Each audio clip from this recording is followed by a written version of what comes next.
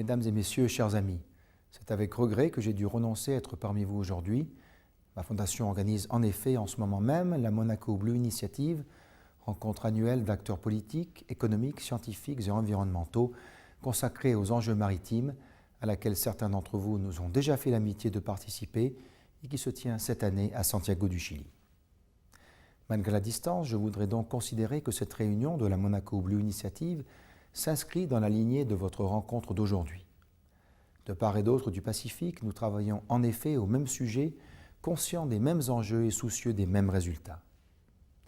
Pour atteindre ces résultats, nous butons généralement les uns et les autres sur un problème majeur, le peu d'empressement de nos contemporains à se saisir de questions qu'ils estiment lointaines, circonscrites ou incertaines.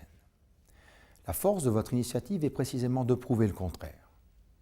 En réunissant les voix de ceux pour lesquels les enjeux climatiques sont dès aujourd'hui cruciaux, en donnant en même temps une dimension globale à votre réflexion, puisqu'elle aborde des questions aussi diverses que les déchets, les énergies renouvelables ou les ressources en eau, et en traçant surtout des perspectives de progrès concrets en matière de développement durable, vous prouvez l'urgence et la pertinence d'une action résolue pour préserver nos mers et ceux qui vivent sur leur rivage.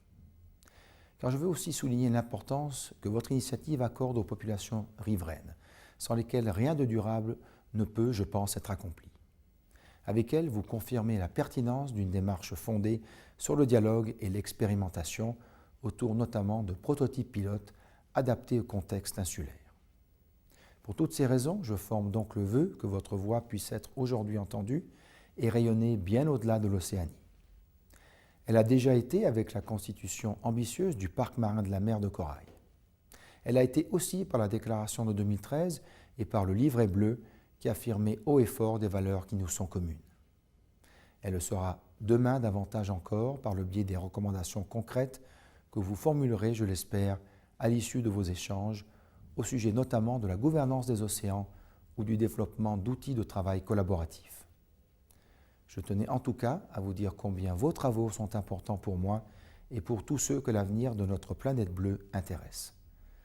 Dans un contexte que vous connaissez de difficultés à imposer ces sujets dans l'agenda international, il est essentiel que des initiatives comme la vôtre viennent rappeler ces enjeux et viennent surtout tracer des perspectives concrètes pour les résoudre. Depuis l'autre rive du Pacifique, je tenais donc à vous dire mon amitié, mon soutien et ma confiance dans les travaux qui vous réunissent. Je vous remercie.